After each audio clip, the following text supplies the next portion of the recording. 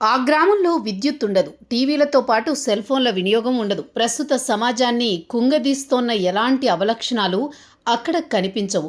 ప్రజలంతా బాహ్య ప్రపంచాన్ని ఆధ్యాత్మిక చింతనతో దర్శిస్తూ ప్రకృతి ఒడిలోనే సుఖంగా బతుకుతున్నారు. ఉన్నత చదువులు, పెద్ద ఉద్యోగాలతో సంపన్న శ్రేణి జీవనాన్ని అనుభవించినప్పటికీ జీవిత పరమార్థం ఇది కాదని భావించిన వారంతా పరమాత్మకు చేరువయ్యే వికాస మార్గం సనాతన ధార్మిక జీవనంగా భావించి సరికొత్త జీవన విధానాన్ని అనుసరిస్తున్నారు. కాలం మారుతున్న కొద్దీ అలవాట్లు, పద్ధతులు మారుతూ ఉంటాయి. కాలం మనుషులను అలా ముందుకు తీసుకువెళుతూ ఉంటుంది.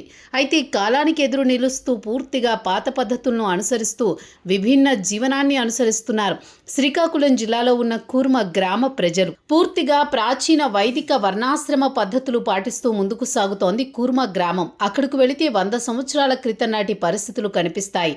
భారతీయ గ్రామీణ జీవన విధానాన్ని, సంప్రదాయాలు, పద్ధతులు, ఆహారపు అలవాట్ల కట్టుబొట్టు, వృత్తులు వీటన్నింటినీ ఒకే చోట కలబోసినట్లుగా కనిపిస్తుంది కూర్మ గ్రామం.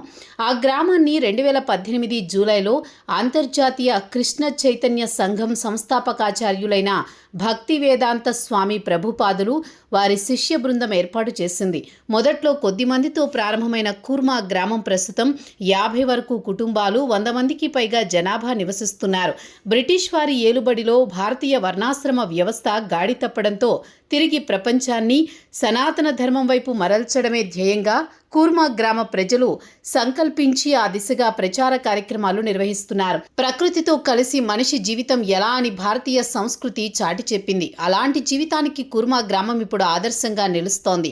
ప్రకృతి సిద్ధ జీవితంలో అందరికీ ఆదర్శంగా నిలుస్తోంది. ప్రస్తుతం కూర్మ గ్రామంలో పుట్టి పెరిగిన వారంతా ఉన్నత చదువులు చదువుకుని లక్షల్లో జీతాలు వచ్చే సంస్థల్లో పనిచేసిన వారే.